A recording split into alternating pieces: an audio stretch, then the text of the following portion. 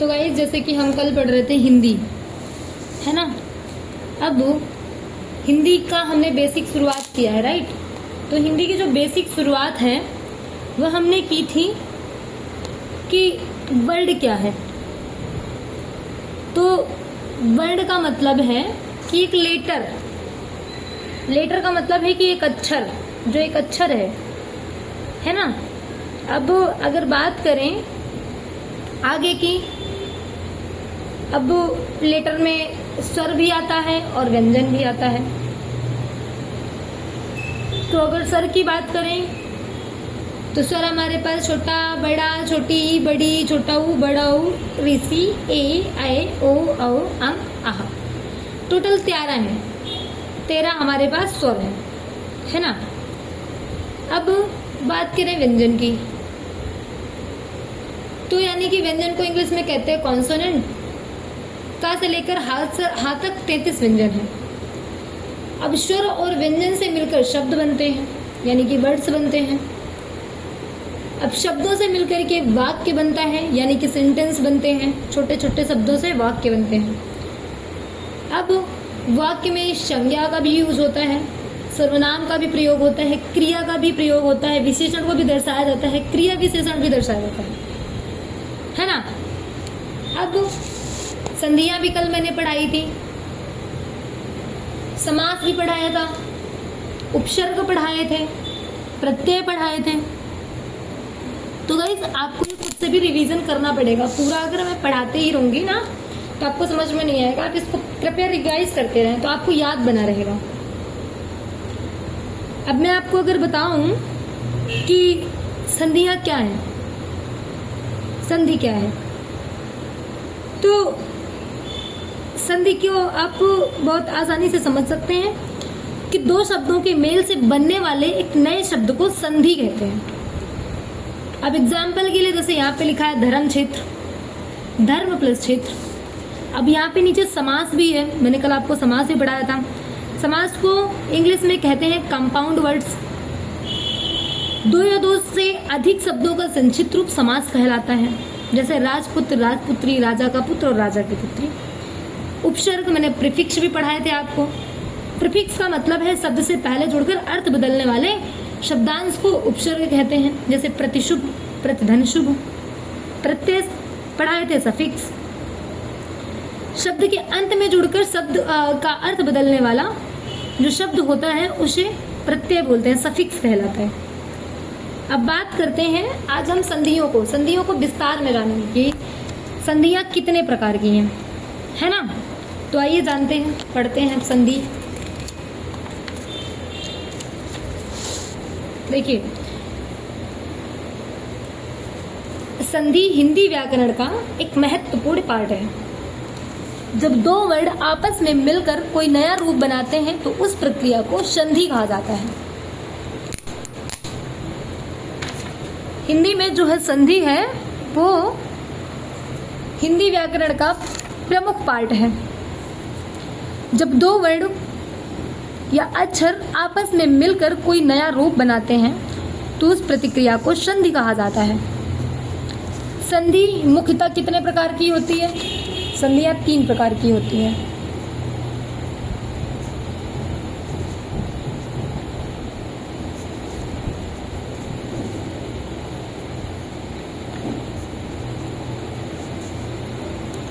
Guys अक्षर समझ में आ रहे होंगे आई होप। अब संधियां 3 प्रकार की जो होती हैं उनके नाम क्या क्या हैं? पहली संधि स्वर संधि, दूसरी है व्यंजन संधि, तीसरी है विसर्ग संधि। बात करते हैं कि संधियों के जो प्रकार हैं वो 3 प्रकार के हैं। तो पहला है स्वर, दूसरा है व्यंजन, तीसरा है आपका विसर्ग। ये 3 प्रकार की संधियां हैं आपकी। अब इन तीनों में जो स्वर संधि है, तो स्वर संधि जब दो स्वरों के मेल से संधि बनती है, स्वर मैंने पढ़ाया था, छोटा बड़ा जितने भी उसके इंटरनल लेटर आते हैं, छोटा से लेकर आहा तक, उनमें से दो स्वरों में से के मेल में से जो संधि बनती है उसे स्वर संधि कहते हैं। जैसे रामेश्वर, जब रामेश्वर लिखेंगे आप, ये लिखा आपने रामेश्वर, तो इसमें दो स्वर हैं। पहला है राम धन, एक मिनट गाइस, जैसे मैंने आपको बताया था कि स्वर संधि है, स्वर संधि का एग्जाम्पल मैंने रामेश्वर लिया, तो राम धन ईश्वर, तभी तो बना है रामेश्वर। बात करें व्यंजन संधि की, तो व्यंजन संधि जब एक शब्द का अंत व्यंजन और दूसरे शब्द का आरंभ स्वर या व्यंजन से हो, जब एक संधि जब व्यंजन संधि जब मानी जाती है जब एक शब्द का अंत व्यंजन और दूसरे शब्द का आरंभ स्वर या व्यंजन से हो और उनके मेल से रूप बदले, तो व्यंजन संधि होती है। जैसे सचित, अब अगर मैं बात करूं, सच्चित की बात करती हूँ। सच्चित में है सत धन चित,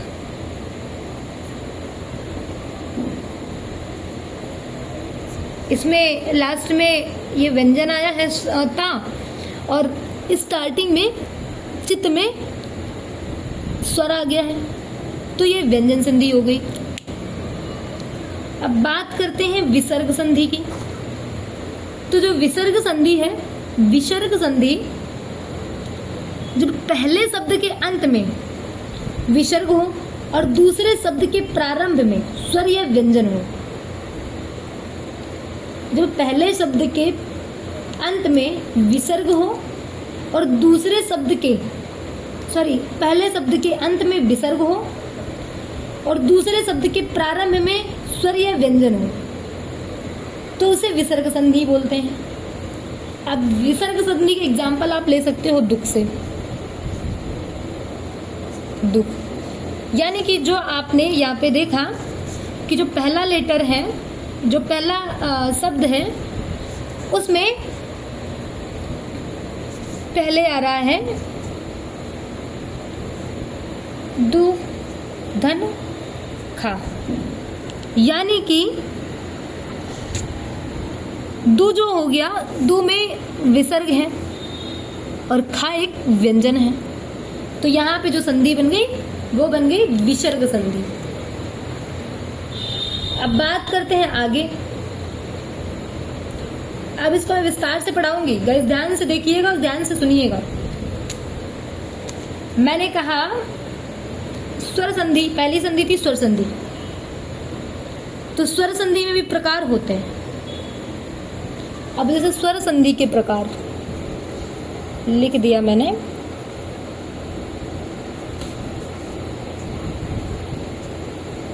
स्वर संधि के प्रकार। स्वर संधि में दीर्घ संधि, गुण संधि और वृद्धि संधि तीन होती हैं। स्वर संधि में तीन संधियां होती हैं। पहली संधि है आपकी दीर्घ संधि, दूसरी है आपकी गुण, तीसरी है आपकी वृद्धि।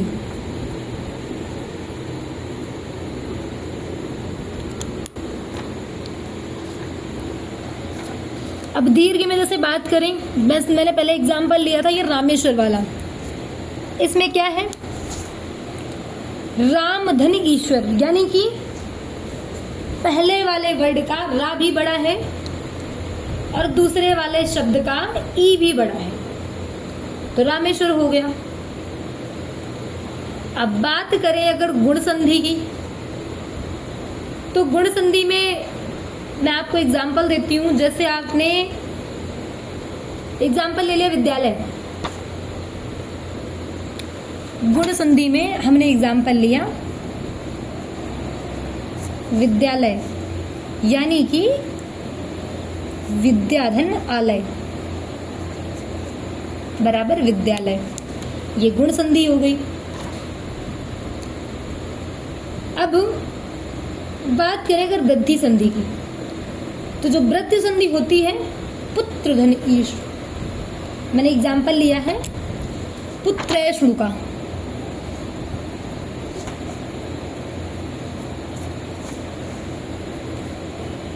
पुत्र धन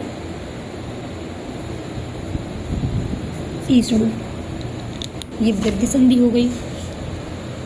अब बात करते हैं, जैसे हमने सबसे पहले पढ़ा था कि 3 प्रकार की संधियां होती हैं, स्वर व्यंजन विसर्ग। तो अभी हमने क्या पढ़ा है, अभी हमने सिर्फ पढ़ा है स्वर संधि के 3 प्रकार। अब बात करेंगे व्यंजन संधि की। ये आपकी व्यंजन संधि है। व्यंजन संधि में क्या होता है, मैंने जैसे एग्जाम्पल ले लिया एक शतगुण का, सतगुण यानी कि सतधन गुण, ये आपके व्यंजन संधि का एग्जाम्पल है। व्यंजन मैंने आपको पहले भी बता दिया था कि जहां पे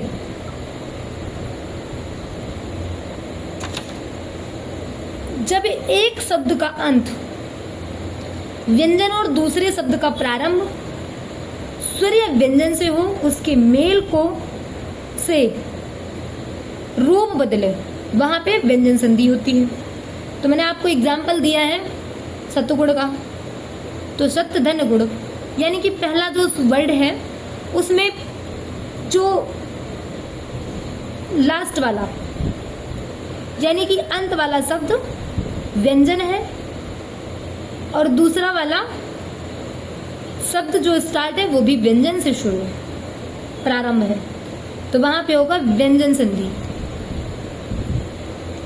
बात करें हम विसर्ग संधि की, मैंने आपको 3 संधियां पढ़ाई थी।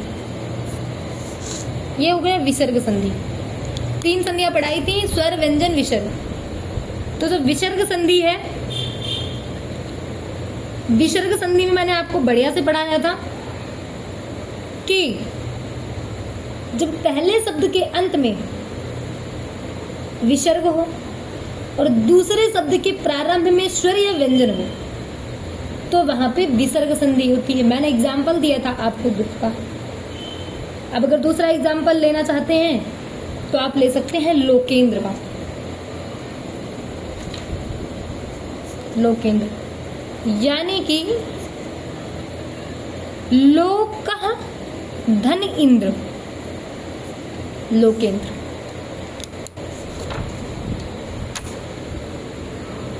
ये आपके एग्जाम्पल हो गए।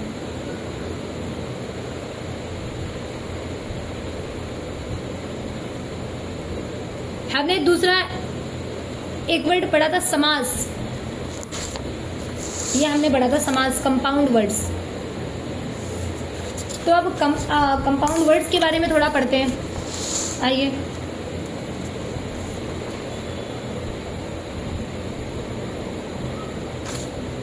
समास का मतलब है संक्षेप में कहना, यानी कि शॉर्टकट बात करनी। जब 2 या 2 से अधिक शब्द मिलकर एक नया छोटा और सार्थक शब्द बनाते हैं तो उस प्रक्रिया को समास कहा जाता है।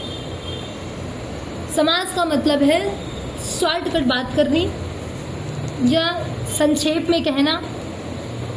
अब जब 2 या 2 से अधिक शब्द मिलकर एक नया छोटा और सार्थक शब्द बनाते हैं तो उस प्रक्रिया को समास कहा जाता है। सरल शब्दों में अगर समझाऊं तो 2 या 2 से अधिक शब्दों को मिलाकर एक नया संक्षिप्त शब्द बनाना समास कहलाता है। एग्जाम्पल दूं, मैंने आपको कल बताया था राजपुत्र राजपुत्री। अब आज अगर बात करूं तो विद्यालय शिक्षक, जैसे राजा का पुत्र बराबर राजपुत्र, राजा की पुत्री बराबर राजपुत्री, विद्यालय शिक्षक यानी कि विद्यालय का शिक्षक। अब अगर समास की बात करूं तो समास जो होते हैं वो टोटल 6 प्रकार के समास होते हैं।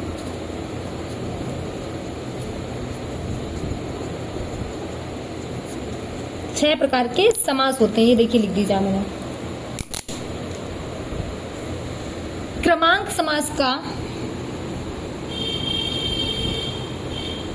6 प्रकार के जो समास होते हैं मैं उनको क्रम से लिखूंगी और क्रम से ही समझाऊंगी, ठीक है, तो ध्यान रखिएगा।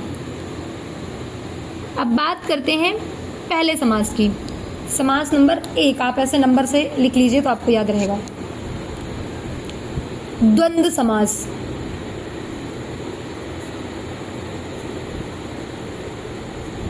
द्वंद्व समास जब दोनों पद समान महत्व रखते हैं, जब दोनों पद समान महत्व रखते हैं वहां पे द्वंद्व समास होता है। अब जैसे मैं आपको एग्जांपल दे दूं, एग्जांपल में हो गया राम लक्ष्मण, दिन रात, सूर्य चंद्रमा। ये क्या है? द्वंद्व समास है। मैंने आपको कहा जब दोनों पद समान महत्व रखते हैं तो वहां पे द्वंद्व समास होता है। एग्जाम्पल के लिए राम और लक्ष्मण, दिन और रात, सूर्य और चंद्रमा, द्वंद्व समास के ये एग्जाम्पल हैं। पॉइंट नंबर 2 की अगर बात करें तो यहाँ पे आएगा तत्पुरुष समास। तत्पुरुष समास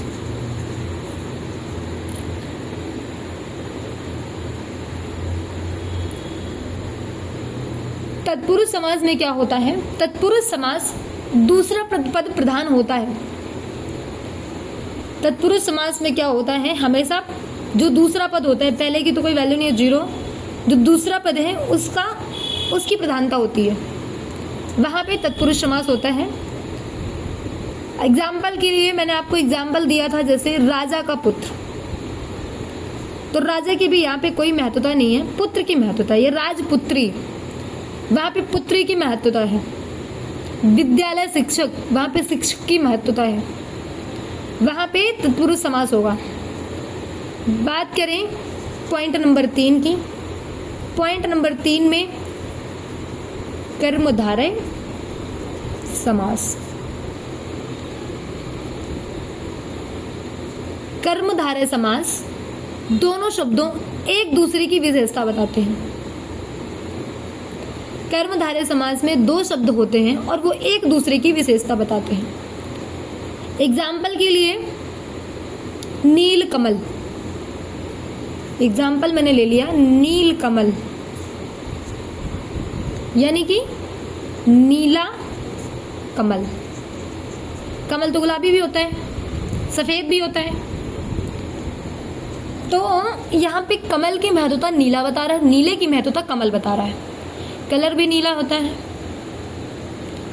तो यहाँ पे एक दूसरे की महत्वता दोनों शब्द बता रहे हैं, वहां पे कर्मधारय समास होता है। बात करें पॉइंट नंबर 4 की, बहुब्रीहि समास। जहां पे बहुब्रीहि, यहाँ पे हा बनेगा और यहाँ पे वा बनेगा। बहुब्रीहि समास। बहुब्रीहि समास में क्या होता है? कोई भी पद प्रधान नहीं होता, पूरा शब्द किसी तीसरे को दर्शाता है। यहाँ पे बहुब्रीहि समास में क्या होता है? बहुब्रीहि समास में होता है कि कोई भी पद की प्रधानता नहीं होती है, पूरा शब्द किसी तीसरे को दर्शाता है। एग्जाम्पल चतुष्पद, जिसके 4 पैर हैं, यानी कि जानवर। देखिए यहाँ पे क्या है? बहुब्रीहि समास में बहुत ध्यान से पढ़िएगा, बहुत ध्यान से समझिएगा। बहुब्रीहि समास में किसी जो पूरा शब्द होता है वो किसी तीसरे की या किसी तीसरे को दर्शाता है। जैसे कि चतुष्पद, जिसके 4 पैर हैं, यानी कि जानवर। पॉइंट नंबर 5, अब पॉइंट नंबर 5 में हमने पढ़ा, पॉइंट नंबर 5 में ऐड करते हैं अव्ययी भाव। अव्ययी भाव, समास समस्त पद।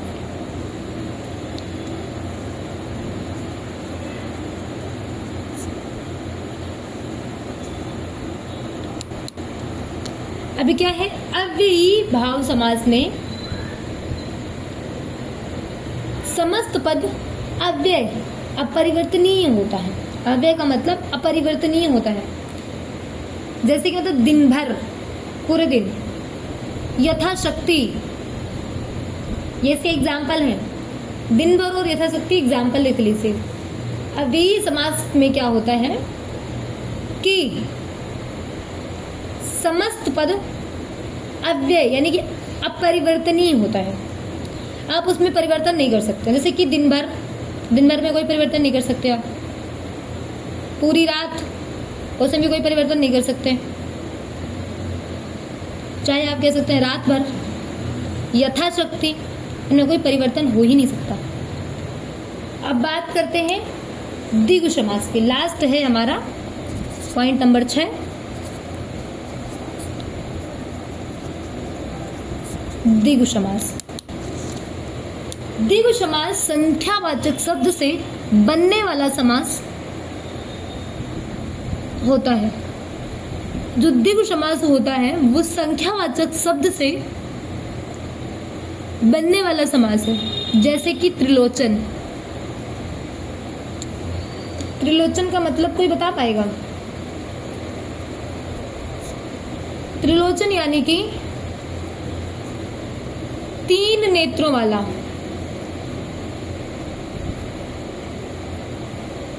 अर्थात कौन? शिव।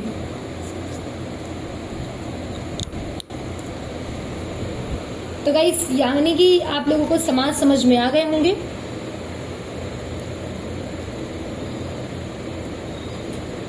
अगर मैं आपको